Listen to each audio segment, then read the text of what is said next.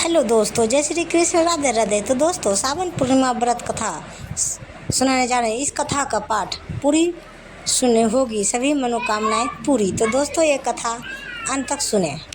हिंदू धर्म में सावन माह को भगवान शिव की आराधना का सबसे पवित्र समय माना जाता है। इस माह की पूर्णिमा का विशेष धार्मिक और आध्यात्मिक महत्व है, जिसे सावन पूर्णिमा कहा जाता है। द्वापर युग में एक समय की बात है कि यशोदा जी ने कृष्ण से कहा, हे कृष्ण, तुम सारे संसार के उत्पन्न करता, पोषक तथा उसके संहार करता हो। आज कोई ऐसा व्रत मुझसे कहो जिसके करने से मृत्यु लोक में स्त्रियों को विधवा होने का भय ना रहे तथा यह व्रत सभी मनुष्यों की मनोकामनाएं पूर्ण करने वाला हो। श्री कृष्ण कहने लगे, हे माता, तुमने अति सुंदर प्रश्न किया है। मैं तुमसे ऐसे ही व्रत को सविस्तार कहता हूँ। सौभाग्य की प्राप्ति के लिए स्त्रियों को 32 पूर्णमासियों का व्रत करना चाहिए। इस व्रत के करने से स्त्रियों को सौभाग्य संपत्ति मिलती है। यह व्रत अचल सौभाग्य देने वाला एवं भगवान शिव के प्रति मनुष्य मात्र की भक्ति को बढ़ाने वाला है। यशोदा जी कहने लगी, हे कृष्ण, सर्वप्रथम इस व्रत को मृत्यु लोक में किसने किया था, इसके विषय में विस्तार पूर्वक मुझसे कहो। श्री कृष्ण जी कहने लगे कि इस भूमंडल पर एक अत्यंत प्रसिद्ध राजा चंद्रहास से पालित अनेक प्रकार के रत्नों से परिपूर्ण कातिका नाम की एक नगरी थी। वहाँ पर धनेश्वर नाम का एक ब्राह्मण था और उसकी स्त्री अति सुशीला रूपवती थी। दोनों ही उस नगरी में बड़े प्रेम के साथ रहते थे। एक घर में धन आदि की कमी नहीं थी। उनको एक बड़ा दुख था कि उनके कोई संतान नहीं थी। इस दुख से वह अत्यंत दुखी रहते थे। एक समय एक बड़ा तपस्वी योगी उस नगरी में आया। वह योगी उस ब्राह्मण के घर को छोड़कर अन्य सब घरों से भिक्षा लाकर भोजन किया करता था। रूपवती से वह भिक्षा नहीं लिया करता था। उस योगी ने एक दिन रूपवती से भिक्षा न लेकर किसी अन्य घर से भिक्षा लेकर गंगा किनारे जाकर भिक्षान को प्रेम पूर्वक खा रहा था कि धनेश्वर ने योगी का यह सब कार्य किसी प्रकार से देख लिया। अपनी भिक्षा के अनादर से दुखी होकर धनेश्वर योगी से बोला, हे महात्मन, आप सब घरों से भिक्षा लेते हो, परंतु मेरे घर की भिक्षा क्यों कभी नहीं लेते हो?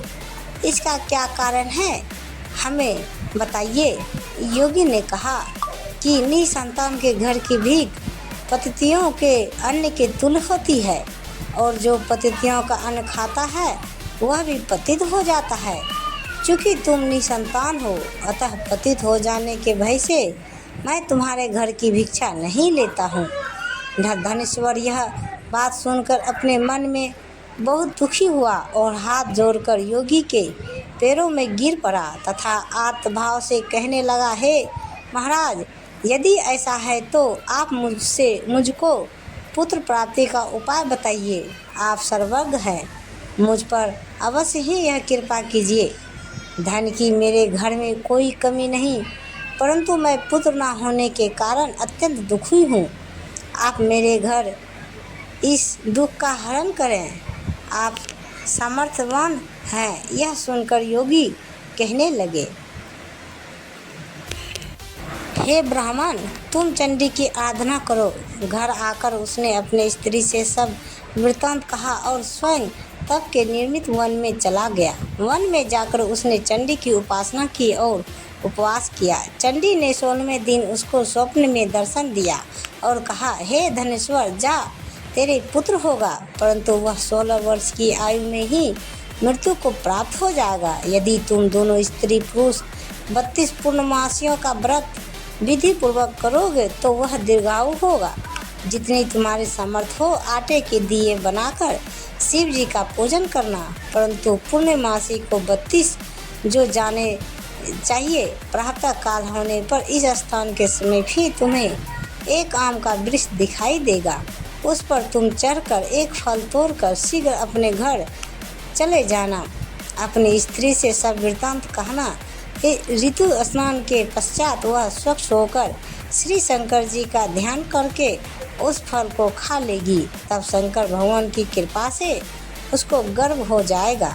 जब वह ब्राह्मण प्रातः काल उठा तो उसने उस स्थान के पास ही एक आम का वृक्ष देखा, जिस पर एक अत्यंत दुख सुंदर आम का फल लगा हुआ था। उस ब्राह्मण ने उस आम के वृक्ष पर चढ़कर उस फल को तोड़ने का प्रयत्न किया, परंतु वृक्ष पर कई बार प्रयत्न करने पर भी वह ना चढ़ पाया। तब तो उस ब्राह्मण को बहुत चिंता हुई और विघ्न विनाशक श्री गणेश जी की वंदना करने लगा। हे दयानिधे, अपने भक्तों के विघ्नों का नाश करके उनके मंगल कार्य को करने वाले, दुष्टों को नाश करने वाले, रिद्धि सिद्धि के देने वाले, आप मुझ पर कृपा कर इतना बल दे कि मैं अपने मनोरथ को पूर्ण कर सकूं। इस प्रकार गणेश जी की प्रार्थना करने पर उनकी कृपा से धनेश्वर वृक्ष पर चढ़ गया और उसने एक अति सुंदर आम का फल देखा। उसने विचार किया कि जो वरदान से फल मिला था वह यह है और कोई फल दिखाई नहीं देता। उस धनेश्वर ब्राह्मण ने जल्दी से उस फल को तोड़ कर अपनी स्त्री को लाकर दिया और उसकी स्त्री ने अपने पति के कथनानुसार उस फल को खा लिया और वह गर्भवती हो गई। देवी जी की असीम कृपा से उसे एक अत्यंत सुंदर पुत्र उत्पन्न हुआ, जिसका नाम उन्होंने देवी दास रखा। माता पिता के हर्ष और शोक के साथ वह बालक शुक्ल पक्ष के चंद्रमा की भांति अपने पिता के घर में बढ़ने लगा। भवानी की कृपा से वह बालक बहुत ही सुंदर, सुशील और विद्या पढ़ने में बहुत ही निपुण हो गया।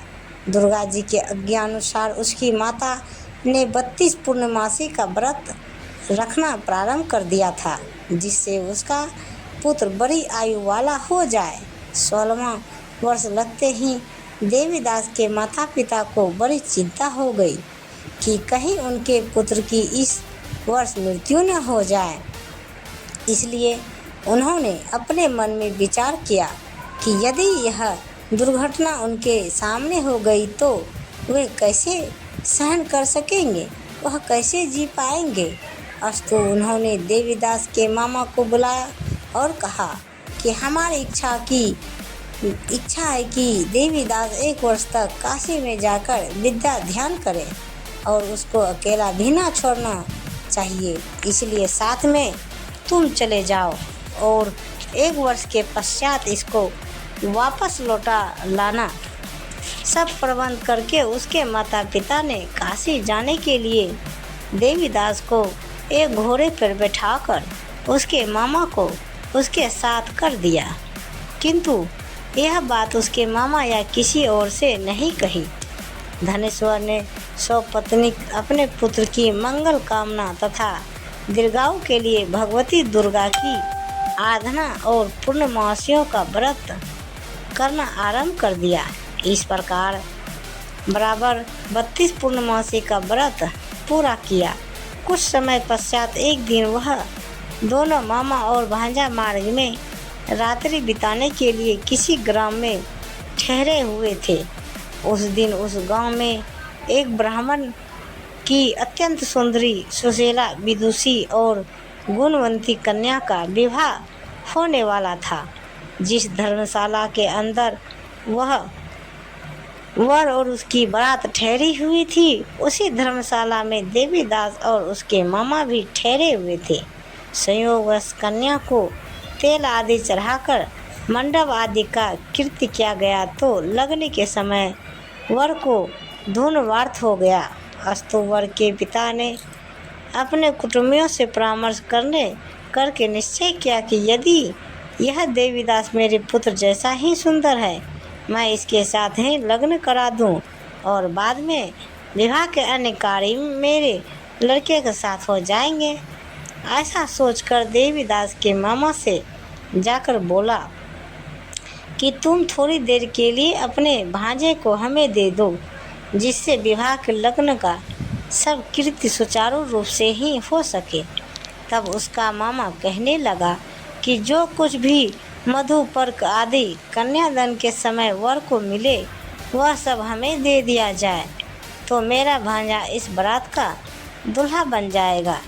यह बात वर के पिता ने स्वीकार कर लेने पर उसने अपना भांजा वर बनने को भेज दिया और उसके साथ साथ सब विवाह कार्य रात्रि में विधि पूर्वक संपन्न हो गया। पत्नी के साथ वह भोजन न कर सका और अपने मन में सोचने लगा कि न जाने यह किसी स्त्री होगी। वह एकांत में इसी सोच में गर्म निश्वास छोड़ने लगा तथा उसकी आंखों में आंसू भी आ गया। तब वधू ने पूछा कि क्या बात है, आप इतने उदासीन व दुखी क्यों हो रहे हैं? तब उसने सब बातें जो वर के पिता के उसके मामा में हुई थी उसको बतला दी। तब कन्या कहने लगी कि यह ब्रह्मा विवाह के विपरीत हो कैसे सकता है। देव, ब्राह्मण और अग्नि के सामने मैंने आपको ही अपना पति बनाया है, इसलिए आप ही मेरे पति हैं। मैं आपकी ही पत्नी रहूंगी, किसी अन्य की कदापि नहीं। तब देवीदास ने कहा, ऐसा मत करिए, क्योंकि मेरी आयु बहुत थोड़ी है। मेरे पश्चात आपकी क्या गति होगी, इन बातों को अच्छी तरह विचार लो। परंतु वह दृढ़ विचार वाली थी, बोली कि जो आपकी गति होगी वही मेरी गति होगी। हे स्वामी, आप उठिए और भोजन करिए, आप निश्चय ही भूखे होंगे। इसके बाद देवीदास और उसकी पत्नी दोनों ने भोजन किया तथा शेष रात्रि वे सोते रहे। प्रातःकाल देवीदास ने अपनी पत्नी को 3 नंगों से जड़ी हुई एक अंगूठी दी, एक रुमाल दिया और बोला, हे प्रिय, इसे लो और संकेत समझकर स्थिर चिंत हो जाओ। मेरा मरण और जीवन जानने के लिए एक पुष्पवटिका बना लो, उसमें सुगंधित वाली एक नव मलिका लगा लो, उसको प्रतिदिन जल से सींचा करो और आनंद के साथ खेलो कूदो तथा उत्सव मनाओ। जिस समय और जिस दिन मेरा प्रांत होगा ये फूल सूख जाएंगे और जब ये फिर हरे हो जाए तो जान लेना कि मैं जीवित हूँ। यह बात निश्चय करके समझ लेना, इसमें कोई संशय नहीं है। यह समझाकर वह चला गया। प्रातःकाल होते ही वहाँ पर गाजे बाजे बजने लगे और जिस समय विवाह के कार्य समाप्त करने के लिए वर और तथा सब बाराती मंडप में आए तो कन्या ने वर को भली प्रकार से देखकर अपने पिता से कहा कि यह मेरा पति नहीं है, मेरा पति वही है जिसके साथ रात्रि में मेरा पानी ग्रहण हुआ था, इसके साथ मेरा विवाह नहीं हुआ है। यदि यह वही है तो बताइए कि मैंने इसको क्या दिया। मधुपर्क और कन्यादान के समय जो मैंने आभूषण आदि दिए थे उन्हें दिखाइए तथा रात में मैंने क्या गुप्त बातें कही थी वह सब सुनाइए। पिता ने उसके कथनानुसार वर को बुलवाया। कन्या की यह सब बातें सुनकर वह कहने लगा कि मैं कुछ नहीं जानता। इसके पश्चात लज्जित होकर वह अपना सा मुंह लेकर चला गया और सारी बारात भी अपमानित होकर वहाँ से लौट गई। भगवान श्री कृष्ण बोले, हे माता, इस प्रकार देवीदास काशी विद्या ध्यान के लिए चला गया। जब कुछ समय बीत गया तो काल से प्रेरित होकर एक सर्वरात्रि के समय उसको डसने के लिए वहाँ पर आया। उस विषधर के प्रभाव से उसके शयन का स्थान चारों ओर से विष की ज्वाला से विषैला हो गया, परंतु व्रतराज के प्रभाव से उसको काटने ना पाया, क्योंकि पहले ही उसकी माता ने 32 पूर्णिमा का व्रत कर रखा था। उसके बाद मध्याह्न के समय सायंकाल वहाँ पर आया और उसके शरीर से उसके प्राणों को निकालने के लिए प्रयत्न करने लगा, जिससे वह मूर्छित होकर पृथ्वी पर गिर पड़ा। भगवान की कृपा से उसी समय पार्वती जी के साथ श्री शंकर जी वहाँ पर आ गए। उसको मूर्छित दशा में देखकर पार्वती जी ने भगवान शंकर से प्रार्थना की कि हे महाराज, हे स्वामी, इस बालक की माता ने पहले 32 पूर्णिमा का व्रत किया था, जिसके प्रभाव से हे भगवान आप इसको प्राण दान दें। भवानी के कहने पर भक्त वस्त्र भगवान श्री शिव जी ने उसको प्राण दान दे दिया। इस व्रत के प्रभाव से काल को भी पीछे हटना पड़ा और देवीदास स्वस्थ होकर बैठ गया। उधर उसकी स्त्री उसके काल की प्रतीक्षा किया करती थी। जब उसने देखा कि उस पुष्प वाटिका में पत्र पुष्प कुछ भी नहीं रहे तो उसको अत्यंत आश्चर्य हुआ, और जब वह वैसे ही हरी भरी हो गई तो वह जान गई थी कि वह जीवित हो गए हैं। यह देखकर वह बहुत प्रसन्न मन से अपने माता पिता को कहने लगी, पिताजी, मेरे पति जीवित है, आप उनको ढूंढिए। जब 16वां वर्ष व्यतीत हो गया तो वह देवीदास भी अपने मामा के साथ काशी से चल दिया। इधर उसे ससुर उसको ढूंढने के लिए अपने घर से जाने वाले ही थे कि वह दोनों मामा भांजा वहां पर आ गए। उसको आया देखकर उसका ससुर बड़ी प्रसन्नता के साथ अपने घर में लाया। उस समय नगर के निवासी भी वहां इकट्ठे हो गए और सब ने निश्चय किया कि अवश्य ही इसी बालक के साथ इस कन्या का विवाह हुआ था।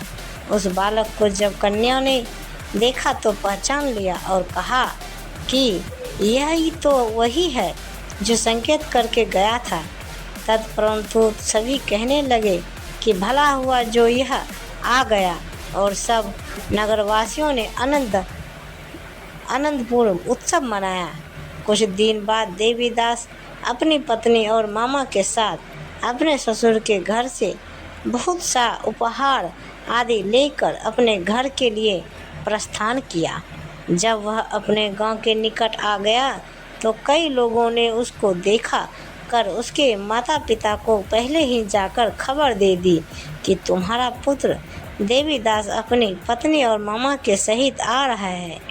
ऐसा समाचार सुनकर पहले तो उन्हें विश्वास ही नहीं हुआ, किंतु जब और लोगों ने भी आकर उनकी बात का समर्थन किया तो उसको बड़ा आश्चर्य हुआ।